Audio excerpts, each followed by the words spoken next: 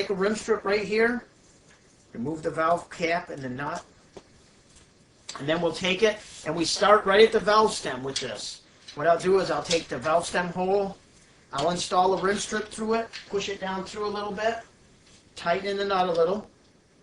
Now the nut is not needed for sealing. It's anything you don't have to crank down really tight, you only finger tighten it. But what I do is I want to get the valve stem down flat into the rim. So I'll push on the top of it as I tighten it just a little bit. I'm going to start the valve stem, and as you notice, I'm pulling it, stretching it, letting it come back. Now we're testing this rim first of all to see if we have enough room to install a rim strip without either using soap and water or using the thin tape. Now I'm halfway around. What I do now is I reverse the process. I pull the rest of it up into the cavity. I want to make the stretch equal. I want the rim strip to look the same all the way around. So I start at the valve stem the opposite direction, and I'm making it look all the same. That's fitting in there fairly well.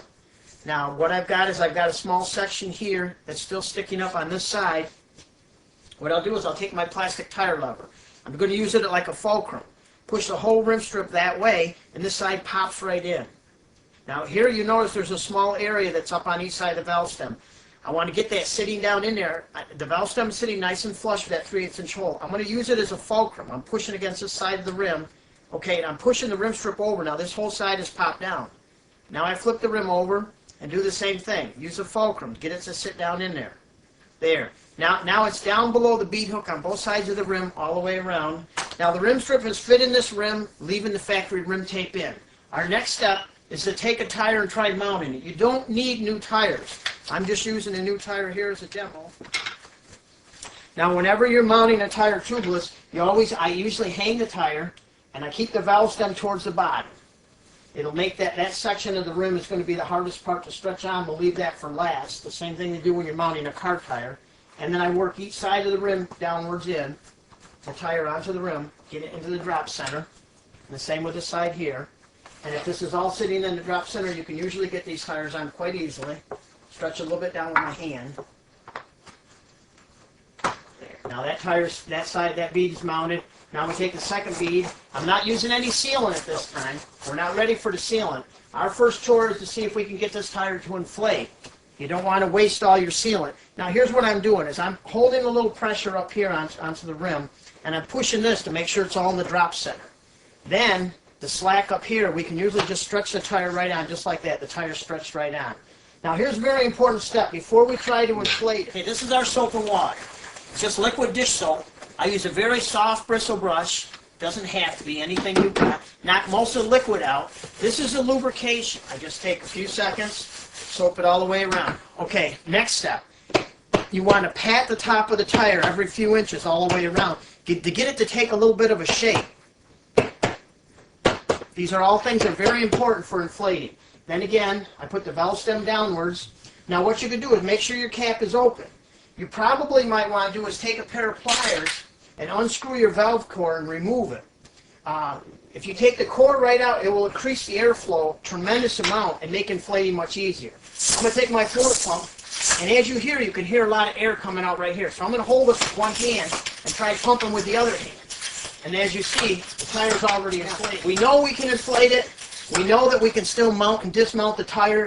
If the rim strip, certain rims, if they're designed poorly, or if they have a really high center, if you have too hard a time mounting the tire, if it takes a lot of plastic tire levers, then you can take the factory rim tape out and use the thin tape that comes with the kits.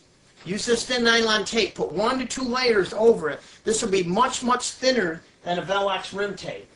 Now what we're going to do is we're going to go on to the sealant. What I'm going to do is I'm going to take this plastic yoker spout and I'm going to cut the tip of it off with these scissors. Just above this little red plastic cap, so this cap will still snip on. Then I'm going to put the sealant, or the Yorker spout on the sealant, and I'm going to invert it like the instructions say, but I'm going to look right here. Can you see those gold crystals? Okay, I've got the bottle inverted. I'm going to shake until I no longer see those gold crystals at the bottom. I can still see them.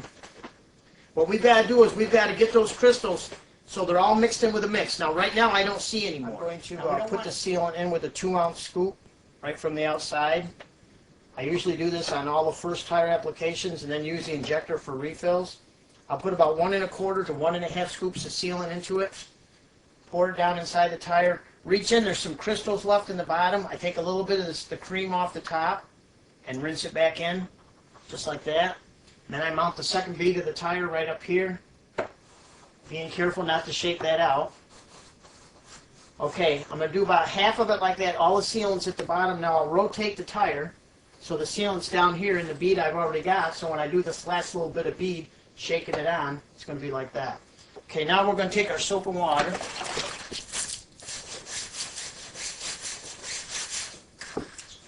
A little bit of lubrication here. Pat this tire all the way around. These tires inflate a little bit harder with a floor pump than many of the tires. Make sure the valve core is open. I may need to remove the valve core to increase the airflow on this tire. It's already pumping up. It's already inflated.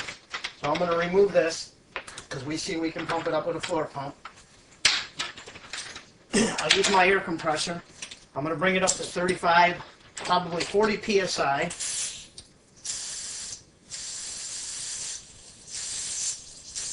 Now there's 40 psi. What I'm going to do is I'm going to hold it here and do this little shaking motion.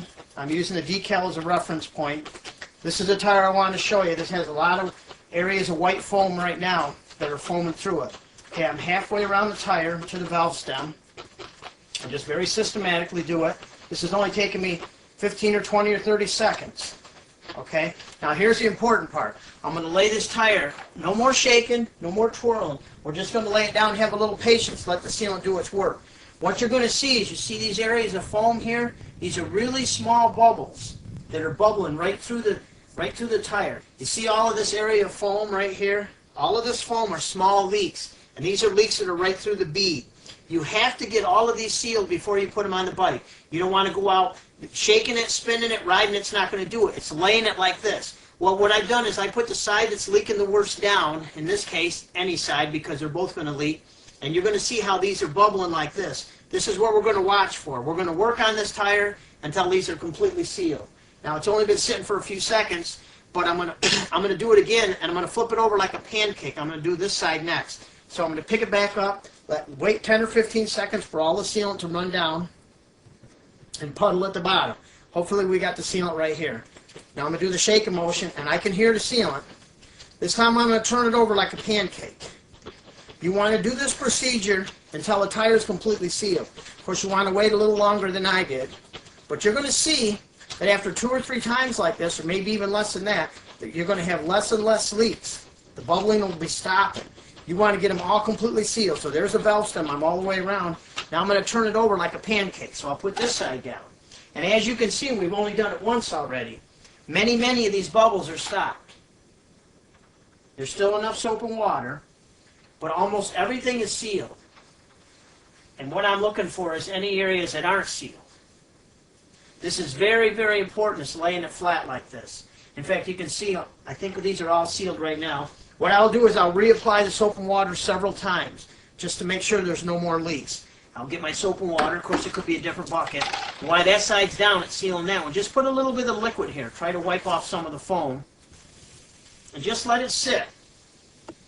If there's any leaks at all, they're going to show up right away. And as you can see, I may have some small bubbles. Nothing? No? I don't see any bubbles, nothing that was foaming like it did earlier. We have almost everything sealed on this side of the tire. Now we're rushing it a little. But now this side, this is what the leaks will still look like. Now whether we have them all or not, which we don't, this is still bubbling like mad. So this is the side of the tire we need to work on some more. The other side's almost totally sealed. Start at the valve stem, same thing. Hold it for a few seconds, 15 or 20 seconds, shaking motion. We're going to repeat this procedure till everything is completely sealed. We have no leaks. We are not going to put the tire onto the bicycle and try riding it miraculously thinking that the sealant's going to touch these areas. The sealant's going to touch the tread. Okay. Very, very quick, just like I'm doing, 15, 20, 30 seconds. Lay the tire flat. The side that's bubbling the worst is down. We'll let it sit for 5 or 10 minutes. We'll repeat the procedure. And we'll keep doing it over and over until they're all sealed. This is the way you seal difficult tires. I've never found a tire we can't seal. If you can get it inflated, the sealant will seal it.